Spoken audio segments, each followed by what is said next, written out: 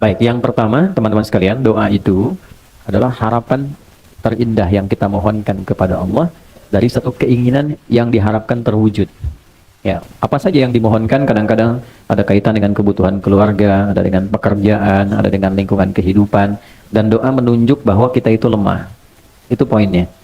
Kita itu lemah, kita butuh pertolongan, dan kita punya Tuhan. Karena itu Allah sangat tidak suka kalau ada hamba yang tidak mau berdoa. Innal ladzina yastakbiruna an ibadati, sungguh orang yang menyimpulkan bahwa dia itu cukup hebat sehingga tidak mau berdoa, maka nanti diberikan oleh Allah satu tantangan untuk selamat dari neraka jahanam saat kembali ke akhirat kelak. Kalau memang kamu hebat, gak butuh doa, ya kamu silahkan lepaskan diri dari ancaman neraka jahanam itu. Nah, dengan berdoa menunjukkan kita lemah. Dengan berdoa menunjukkan kita tidak bisa menguasai segalanya.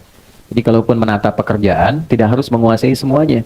Karena tidak mungkin kita bisa melakukan segala hal harus kita kuasai. Apa yang kita bisa optimalkan, jadikan itu sebagai titik fokusnya, yang lainnya melengkapi satu dengan yang lainnya. Kemudian dalam berdoa itu nanti ada beberapa etika, adab yang kalau kita kerjakan dengan adab itu mempercepat terkabulnya doa. Sama kayak anak minta ke orang tua, dengan adab kan lebih cepat diberikan dibandingkan dengan sekedar meminta tanpa adab. Yang ada malah orang tua bisa merespon dengan respon yang tidak diharapkan. Maka yang pertama, adab itu ada yang terkait waktu, kedua ada yang terkait tempat, ketiga ada yang terkait dengan keadaan. Misal, terkait dengan waktu, doa yang dipanjatkan di pertengahan malam itu berbeda waktunya dengan yang dipanjatkan dalam keadaan siang. Nah, kehusyuannya pun akan lain. Jadi kalau teman-teman buka Quran surah ke-73 Al-Muzammil di ayat yang ke-6, ya apalagi ini dipanjatkan dalam keadaan tahajud misalnya, itu sentuhan ke hatinya lain. Inna nasyi'atal laili hiya asyaddu wata'aw wa aqwamu qila. Sungguh bangun malam itu supaya kita bisa bermunajat, itu keheningan malam bisa mengantarkan kehusyuan pada permohonan kita sehingga menyentuh kepada jiwa. Karena gangguannya nggak banyak. Makanya tahajud itu kenapa utama walaupun sholat sunnah? Karena memang malam ini kita bisa melepaskan dari kepenatan dunia, menghilangkan dari berbagai macam perhatian yang memungkinkan kita tidak khusyuk dalam ibadah. Kalau siang kan yang lihat banyak, ya kan? Ya kalau ke masjid lagi sendirian khusyuk, begitu banyak orang makin meningkat, gitu kan?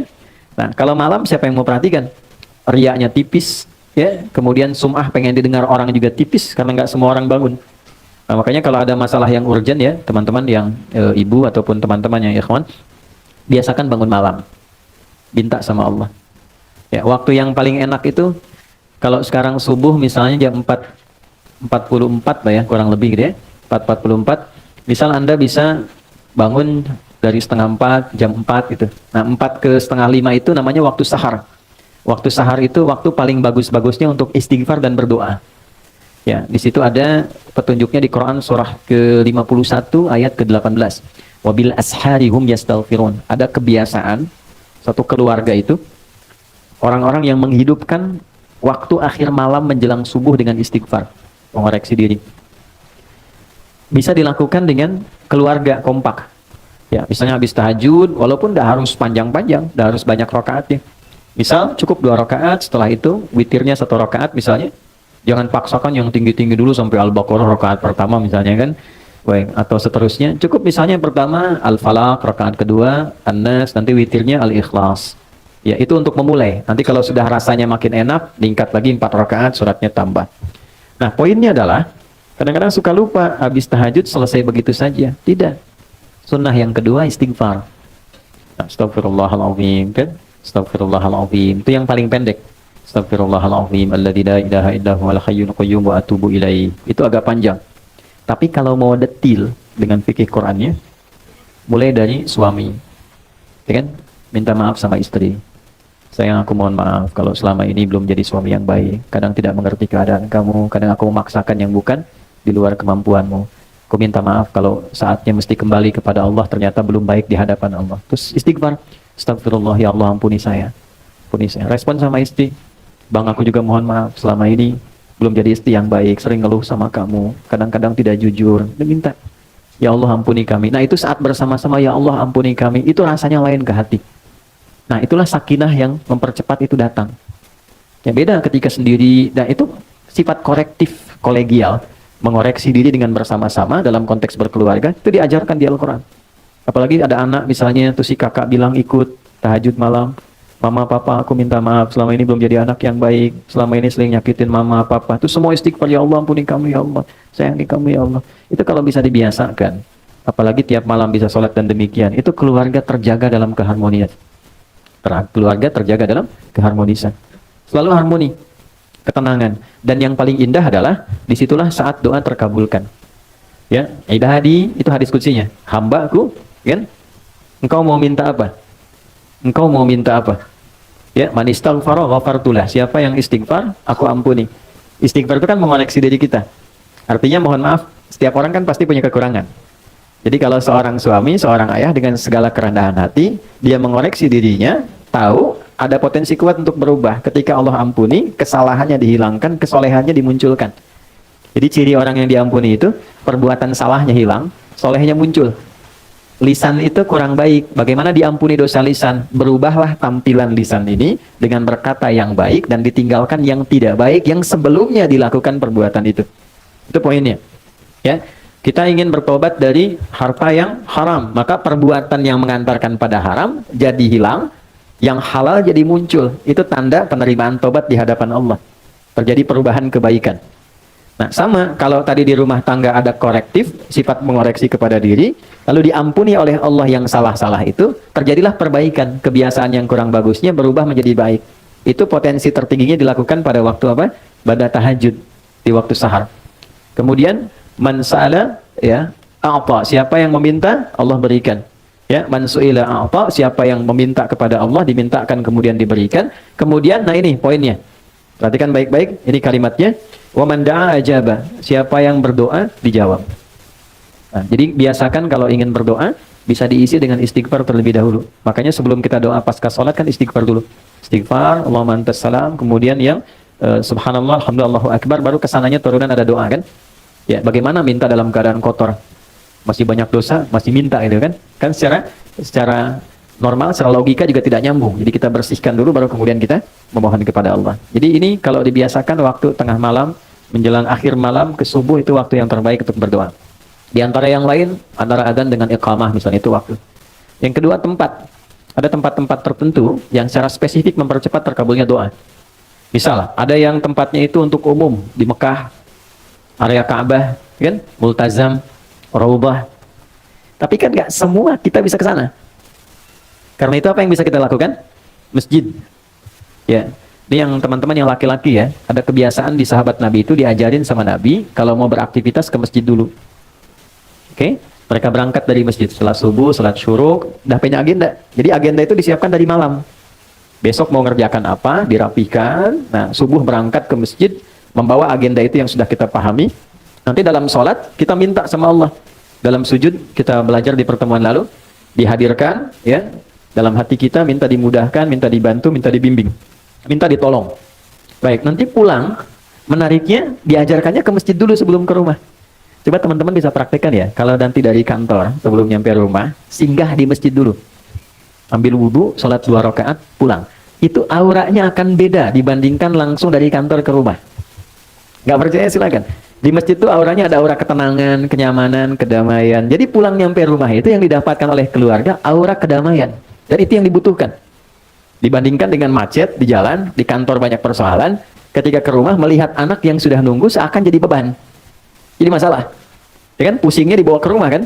Beda dengan Anda sholat 2 rakaat, setelah itu berdoa, ya Allah aku sudah berikhtiar seperti apa yang telah Engkau perintahkan, sekarang aku bertawakal hasilnya dari apa yang telah Engkau janjikan. Pulang ke rumah, ketemu anak, semuanya senang. Dia menunggu, ada yang bikin gambar, ada yang macam-macam. Dan ingat ya, Anda sehebat apapun di kantor, yang dibutuhkan oleh anak dan istri di rumah adalah sosok ayah dan suami. Bukan seorang direktur, bukan seorang manajer, atau seorang ahli apapun. Saya jadi ustadz, jadi kiai, sampai hari ini, alim misalnya disebut oleh orang syekh di luar, sampai ke rumah, nggak pernah anak saya menyebut dengan nama itu. Assalamualaikum kiai, nggak ada.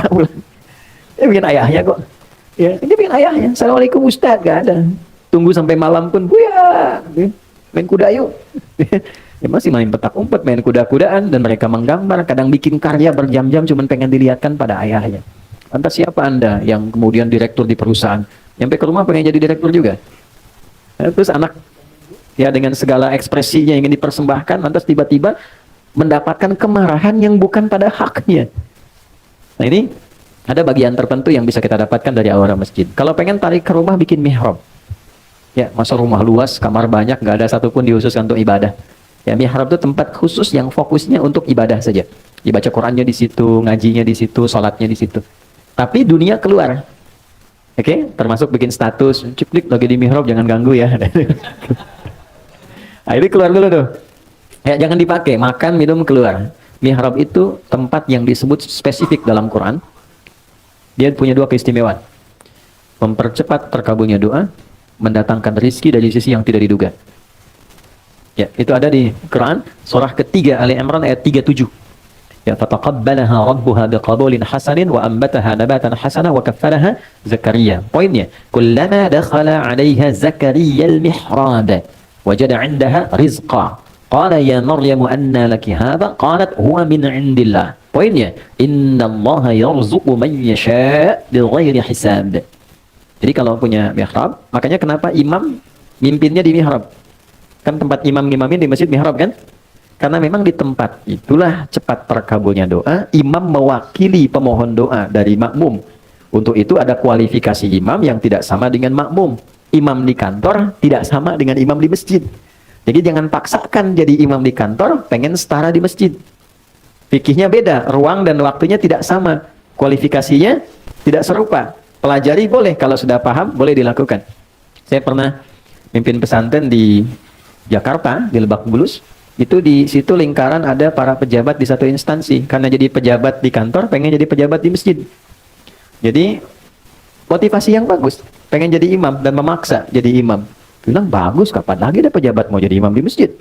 Ya, tapi ternyata bacaan bermasalah. Maka ketika diingatkan oleh santri, jawabannya juga bagus, mengesankan. Justru kami jadi imam untuk dibenarkan bacaannya. Saya datang kan, Pak, bagus sekali Pak, luar biasa. Kapan lagi ada pejabat mau jadi imam di masjid? Masya Allah. Tapi begini, supaya bacaannya benar dan bagus, dan kehormatan Bapak pun jadi istimewa saat jadi imam, saya tawarkan begini. Nanti sebelum Bapak ngimami, saya tugaskan santri untuk mendengar bacaan Bapak. Kalau baik ditetapkan, kalau kurang dikoreksi. Tapi tidak menurunkan status Bapak jadi imam. Bapak tetap imam, zuhur dan asar. Ya kan? Kan tidak dikoreksi. Ya kan? Yang penting bagi pejabat kan nggak turun jabatan. Ya kan? Bapak tetap imam. Ya, tetap imam tapi zuhur dan asar. Tapi kalau ingin subuh, maghrib dan isya, Bapak dengarkan dulu, santri koreksi. Nah, dalam rangka koreksi itu, saya pimpin dengan yang lain. Oh, sepakat Ustaz. Yang penting kan nggak turun jabatan. Ya kan? Nah, setelah berlangsung, dipimpin, terasa bagus, nyaman, akhirnya kita tawari, Pak, silakan. Oh enggak, udah ini aja, bagus kok. Ya kan? Nah, jadi kadang-kadang ada pola komunikasi hikmah itu tidak harus selalu marah. Orang belum tahu diberitahu, bukan dimarahi. Nah, maka di rumah bikin, walaupun tidak harus satu ruangan, sehamparan sejadah, kita bisa sholat, kita bisa minta. Nah, itu mempercepat terkabulnya doa. Jadi tempat sudah, kemudian waktu juga sudah, ya kan? Nah, yang ketiga adalah kondisi. Kondisi itu biasanya berkumpulnya orang-orang saleh saat pengajian. Ya, hadisnya ada di riwayat Ibnu Majah. Ya, man salaka tariqan yaltamisu fihi ilman sahalallahu lahu tariqan ilal jannah wa innal malaikata la tadau ajnihataha ridan li talibil ilmi. Paham? Tidak. Siapapun yang menginvestasikan, meluangkan waktu, tenaganya, kesibukannya, dan dia arahkan satu bagian waktunya untuk belajar agama. Walaupun dia cuma ngaji satu ayat, satu hadis, itu Allah perintahkan pada malaikat, catat semua investasi, waktu, tenaga, keringatnya, untuk dilipat gandakan pahala demi meringankan langkahnya menuju surga. Oke? Jadi ini nggak mudah. Wa innal malaikata, dan berikan satu tambahan, saat dia mulai berangkat, tapi niatnya memang spesifik untuk belajar. Maka ada malaikat yang Allah perintahkan untuk membentangkan sayapnya, memberikan ridha kepada orang ini sampai dia pulang kembali. Nah, di antara makna ridhonya malaikat itu, di antara maknanya mengaminkan doa yang dimohonkan. Itu teman-teman, saya yakin sekali banyak yang punya harapan pengen ini dan itu, dari sejak berangkat tuh isi dengan doa. Oke? Di jalan, belum datang isi dengan doa. Selesai kita berdoa, pulang. Nah, di antara doa itu, ada yang sifatnya umum, ada yang mungkin sifatnya spesifik. Hadirkan tuh. Ya, karena malaikat mengaminkan. Karena itu malaikat sifatnya ghaib, nggak nampak. Kalau nampak kan masalah. Ya Allah, mohon malaikat samping. Kenapa John? Bapak siapa? Malaikat maut. Nggak jadi kita doa balik. Ya, nah ini sifat-sifat seperti ini. Alhamdulillah 3 ini tergabungkan. Tempatnya baik, tempat orang menghafal Quran, rumah Quran, dalam keadaan yang baik, dan insya Allah dengan orang-orang yang baik.